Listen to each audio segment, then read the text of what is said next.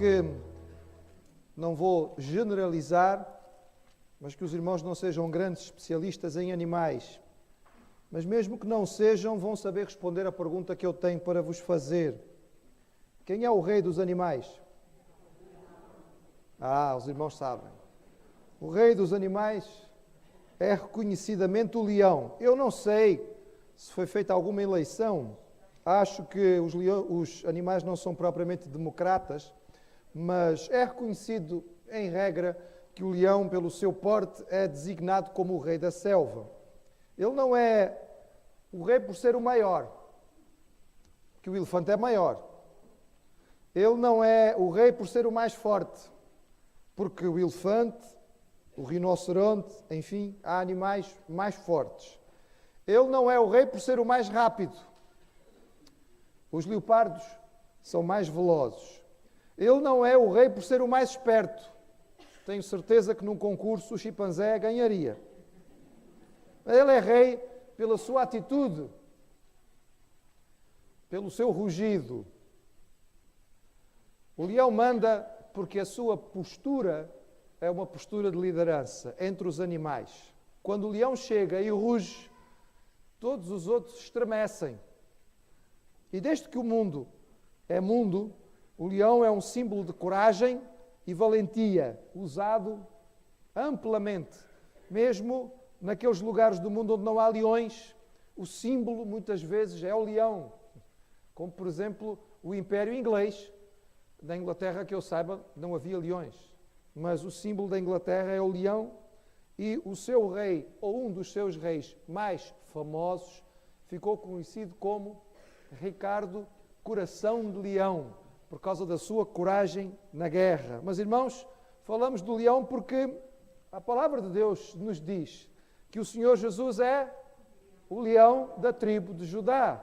E a palavra nos fala a respeito dos valentes de Davi e de um grupo especial de homens dentro dos valentes de Davi que ficaram conhecidos. Tinham cara de leão. Se o irmão não os conhece, eu o convido a abrir a sua Bíblia no primeiro livro de Crônicas, no capítulo 12.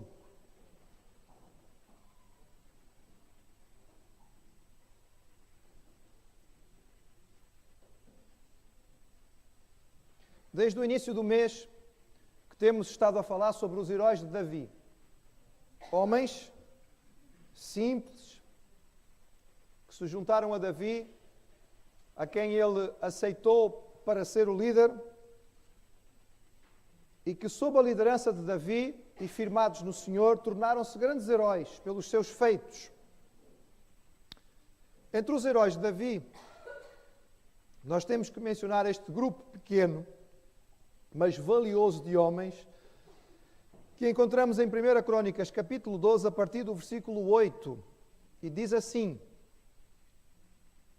E dos gaditas se retiraram a Davi ao lugar forte no deserto, varões valentes, homens de guerra, para pelejar, armados com rodela e lança, e os seus rostos eram como rostos de leões, e ligeiros como corças sobre os montes.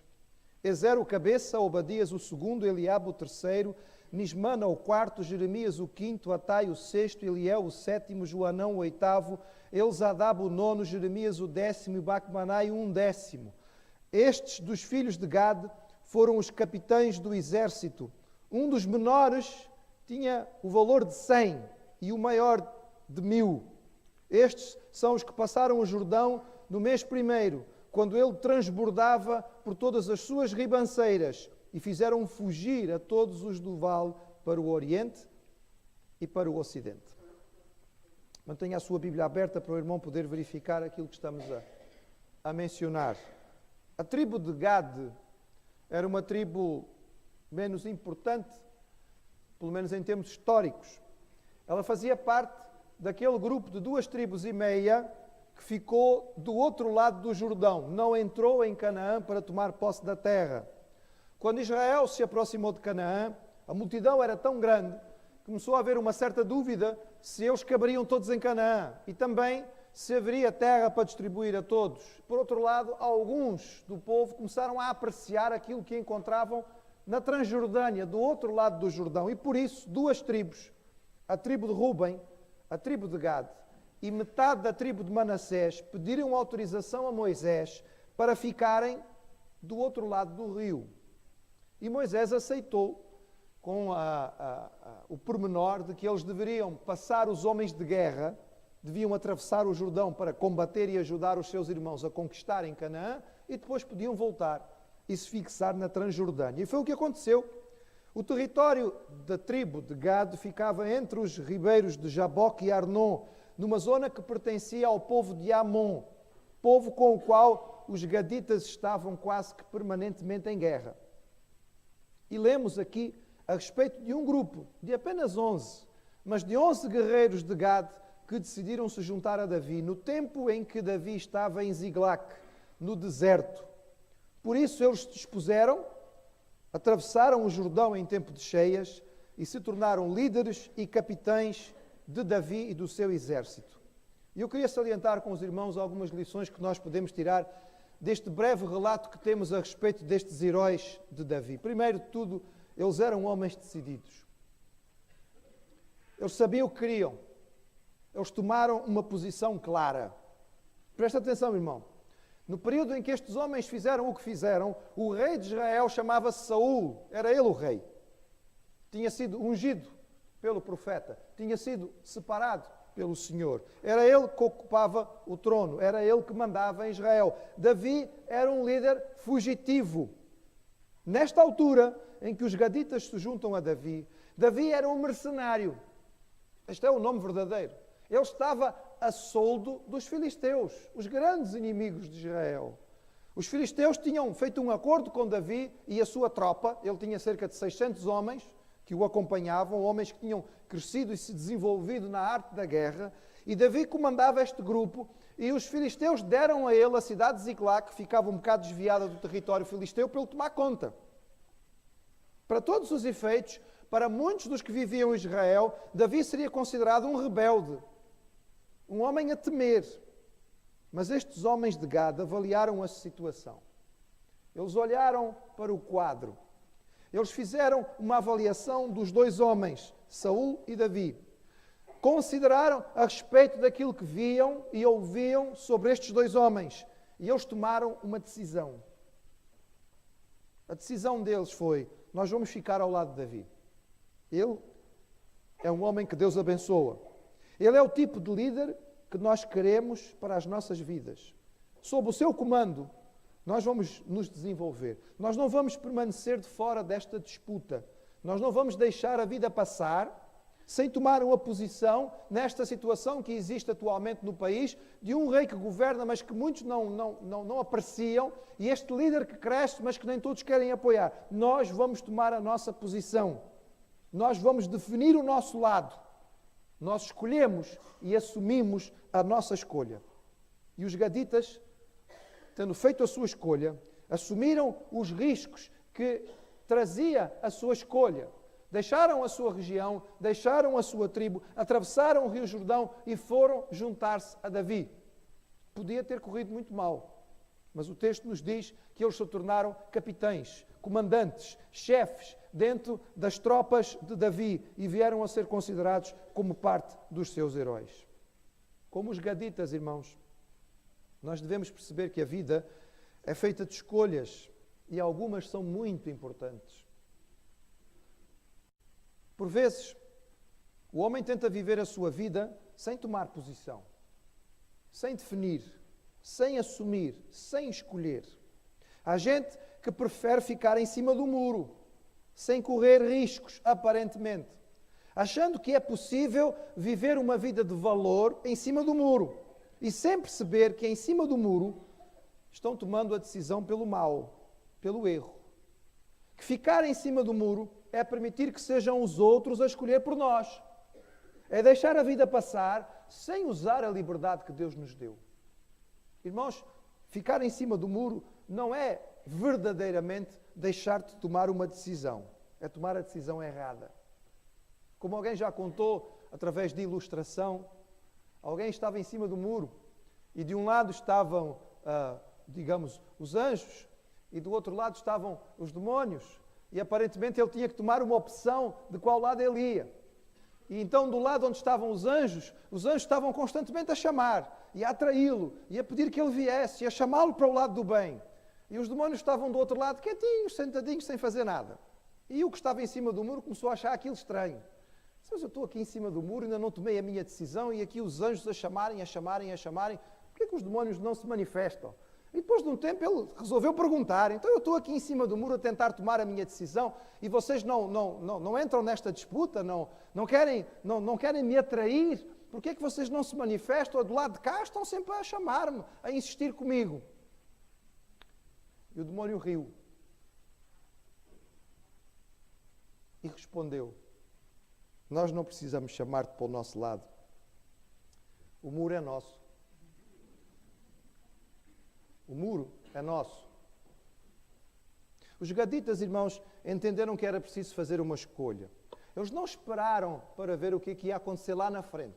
Eles acreditaram que Davi era o homem certo, era o homem que estava com a verdade, era o homem que era apoiado por Deus. E tendo entendido isto, eles fizeram um esforço significativo para se juntar a ele. Há que fazer escolhas. Nós temos que entender em que lado devemos ficar. Nós não podemos agradar realmente a toda a gente. Não é possível. Cada vez mais, na sociedade em que nós vivemos, nós somos chamados a tomar posição. Aquilo que hoje já fizemos durante a nossa escola bíblica dominical comunitária e que vamos fazer mais logo em assembleia, é exatamente como igreja perceber em que ficamos, qual é a nossa posição de forma clara no mundo em que nós vivemos, a respeito de assuntos muito sérios. Jesus se insurgiu contra a igreja de Laodiceia, porque esta igreja não sabia para que lado ficava. Não era quente, nem fria. Ela não sabia se queria realmente o mundo ou Jesus. E como ela não se definia e não sabia de que lado estava, Jesus disse que ela era morna. Mas, na verdade, Jesus estava do lado de fora. Porque foi a essa igreja que Jesus disse: estou à porta e bato. Não foi a incrédulos, foi a uma igreja. Estou à porta e bato. Porque esta igreja achava que estava a tomar uma posição, mas na verdade já tinha deixado o Senhor do lado de fora. Na nossa indecisão, certamente seremos repreendidos pelo Senhor. Ele já nos avisou, não é possível servir a dois senhores. E a pergunta é, a quem servimos? Será realmente ao Senhor? Servimos ao nosso próprio conforto? Aquilo que nos dá mais jeito? Servimos ao nosso lucro? Servimos à nossa profissão, à nossa carreira, ao nosso lar, a um curso, um currículo? Deixamos que outras pessoas, mesmo muito boas, sejam elas a ditar o caminho da nossa vida? Ou nós vamos servir ao Senhor, sabendo que esta vida é muito curta para deixar de tomar opções? Os gaditas não queriam perder a vida do lado errado. Por isso, eles passaram para Davi. O texto no original hebraico, irmãos, é muito interessante porque a ideia que fica é esta: separaram-se a si mesmos para Davi. Esta é exatamente a ideia da consagração, da santificação. Porque santificar significa separar para alguma coisa, deixar de lado para ser usado só para isto. E foi isso que eles fizeram. Eles separaram-se para o serviço de Davi. Eles consagraram a sua vida ao homem que eles entenderam que era o homem de Deus. Bom exemplo. Foi por isso também que eles foram considerados homens com coragem de leão. Mas o texto diz, irmãos, que eles passaram a Davi, mas não passaram desarmados. Se os irmãos lerem, diz que estes varões já eram valentes, homens de guerra, e eles passaram armados com rodela e lança. Eles não foram para Davi com as suas mãos vazias. Eles não chegaram a Ziglac e disseram a ele: bem, nós gostávamos de fazer parte da tua tropa, tens aí umas armas para nos emprestar? Não, irmãos, eles foram devidamente armados e preparados para entrar em ação. Diz o texto que eles eram homens de guerra, eles eram homens valentes, estavam acostumados à guerra. Diferente de outros que se juntaram a Davi, que ele teve que treinar desde o início, estes já iam preparados para entrar em ação. Eles lutavam com escudo e lança. Os seus escudos, segundo nós podemos entender do original, eram escudos pequenos, porque às vezes havia escudos que eram muito grandes, que protegiam todo o corpo. Eram escudos pequenos, que se ajustavam bem ao braço e que permitiam um movimento e ação maior. Protegiam apenas alguma parte do corpo e lutavam com lança. Não era muito comum, significava que eles tinham que ser soldados muito bem preparados e tinham grande capacidade de movimentação e de habilidade e força para poderem lutar desta maneira. São apenas 11 homens, e nós podemos pensar no universo de centenas de soldados já treinados que Davi tinha, o que é que 11 podiam fazer de diferença? Mas estes fizeram diferença, irmãos. Eles ficaram na história, eram homens decididos, eram homens equipados e podiam fazer a diferença. Irmãos, diante das lutas da vida que nós temos que enfrentar, por vezes nós vemos gente que parece que quer entrar na guerra de pijamas. Quer entrar na guerra de pijamas. Não é aconselhado. Nós temos que estar preparados e temos que nos equipar com aquilo que o Senhor nos dá para nós nos equiparmos. As nossas armas principais, nós já sabemos, são a Bíblia e a oração. Nós estamos realmente familiarizados com elas. Sabemos usar estas armas que o Senhor colocou nas nossas mãos. Irmãos, uma arma que é guardada no armário e que é buscada só na hora de um problema ou de uma dificuldade, não é uma boa ideia. Porque quem não está acostumado a lidar com a arma diariamente e vai buscar uma arma de última hora, provavelmente vai dar um tiro no pé. Vai se cortar com a espada, porque não sabe manejar. É o que nós verificamos vez após vez. Nós sabemos que a palavra do Senhor é a espada do Espírito. Mas, irmãos, uma espada, se não for usada corretamente, se não for manejada habitualmente, se alguém não treinar com ela, quando for buscá-la de urgência, provavelmente vai se magoar, vai fazer mais estrago em si do que no outro. E é o que nós verificamos. Por vezes, crentes que têm a palavra de Deus, reconhecem que ela é a revelação divina, mas não estão habituados a manejar a espada. E na hora de uma dificuldade, olham para a Bíblia e parece que ficam confusos. Ou abrem na hora da dificuldade e não conseguem entender o que ali está.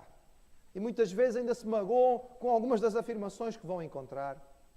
Já encontrei crentes, e não nego que exista uma possibilidade ou outra de o irmão eventualmente abrir a Bíblia ao acaso e ela lhe dizer alguma coisa de especial. Mas, irmãos, esse não é o método que a palavra nos ensina. A Bíblia nos diz para ler, ouvir, estudar, meditar, mas eu não encontro nenhum texto que nos diga para usar a Bíblia ao calhas. A Bíblia, assim, de qualquer maneira, é isto que o Senhor tem para mim. Cuidado! Pode ser que o irmão encontre aí algumas coisas muito estranhas, porque há tudo na Bíblia e há muitas histórias bem diferentes do habitual. Não é esta a maneira de estar preparado. O crente que quer passar a batalha junto com o Senhor e estar pronto tem que ir armado, mas tem que conhecer a sua arma. A Bíblia não é algo para usar só de vez em quando, mas é para nós lermos constantemente, estudarmos, meditarmos, entendermos. E eu garanto ao irmão, comece a estudar e a meditar e a trabalhar com a sua Bíblia hoje. Eu dou-lhe uma garantia. Não vai conseguir aprender tudo o que ela tem para lhe ensinar antes do fim da sua vida. Não vai. Mesmo que seja o mais jovem aqui presente. Pode começar já. Eu lhe garanto que não vai aprender. É por isso, que a Escola Bíblica Dominical não tem diploma. Eu não sei, talvez algum irmão já tenha recebido, mas eu creio que a Escola Bíblica Dominical não dá diplomas. Porque um diploma é dado no fim do curso. Quando alguém terminou o curso e teoricamente sabe tudo, ganha um diploma para pôr na parede. Eu sou formado em tal. A Escola Dominical não dá diplomas, irmão. Não dá, porque há sempre mais alguma coisa para nós aprendermos. As nossas armas são a Bíblia e a oração. E mais uma vez, estamos a usar a arma que o Senhor nos deu, estamos familiarizados com ela. Eu vou lembrar aos irmãos, com carinho, por favor, compreendam, com carinho, que as atividades dominicais da nossa igreja começam às 9 da manhã, com uma reunião de oração. Eu sei, irmãos, está no inverno, domingo é o único dia que a gente às vezes consegue dormir um bocadinho mais, mas, irmãos, eu lhe garanto que a oração vale mais do que mais um bocadinho de sono. Eu vivi, irmãos, 12 anos, no meio de uma comunidade muçulmana. E todos os dias, às 6 da manhã, ouvia o imã chamando a população para se levantar e orar. Não era só no domingo, não, irmãos. E não era às 9, era às 6. Não interessava o tempo que estivesse. E sabe o que é que acontecia, irmãos? Todos os dias àquela hora. Quando o grito da mesquita vinha, eles levantavam-se, estendiam o seu tapete de oração e punham a sua testa no chão para orar numa língua que não entendiam, a um Deus que não é de amor. E nós dizemos que nós amamos ao Deus soberano. E nós dizemos que o nosso Deus é um Deus de misericórdia. E uma vez por semana, a igreja se reúne às 9 da manhã. Mas é difícil para nós estar presentes. Eu vou repetir, irmãos. Eu digo isto, talvez com alguma veemência, mas com carinho. Porque é para o seu bem. É para o nosso bem. A Bíblia diz que os gaditas fizeram diferença onde chegaram, mas eles não chegaram desarmados. Eles chegaram preparados para a batalha. Eles levaram as armas que tinham. E o Senhor nos quer preparados para as batalhas. E as batalhas que nós vamos enfrentar, vamos enfrentá-las com a Bíblia, com a oração. Outras armas o Senhor vai nos dar. Sim, nós podemos fazer cursos, nós podemos fazer treinamentos, nós podemos ter amigos e conselheiros que são valiosos para nós. Há livros evangélicos, há manuais que podem ser úteis e proveitosos, as experiências que o Senhor nos dá para nós crescermos, tudo isso são armas que o Senhor nos dá, são formas dele nos capacitar para nós enfrentarmos a batalha. Um soldado valente que se apresenta para a batalha armado e preparado, certamente é mais valioso. Daí que o texto sagrado diz que os gaditas tinham cara de leão. Quando eles apareciam, as pessoas sabiam quem eles eram, estavam preparados, estavam prontos. Mas é curioso, irmãos, o que diz aí o versículo 14. Há alguma discussão a respeito da capacidade, da interpretação exata deste texto. No seu original, a ideia que fica é exatamente a seguinte. Diz que dos gaditas que passaram a Davi, o mais insignificante valia por 100. E o mais forte, o melhor deles, valia por 1000. Esta é a ideia. Alguns intérpretes dizem que isto significa que eles foram chefes de 100 e de 1000. Mas o exército de Davi, nesta altura, só tinha 600 homens. Portanto, ninguém podia ser chefe de 1000. É muito provável que o texto tenha realmente este significado. Ou seja, os gaditas, com cara de leão, o menor deles valia por 100 e o maior valia por 1000.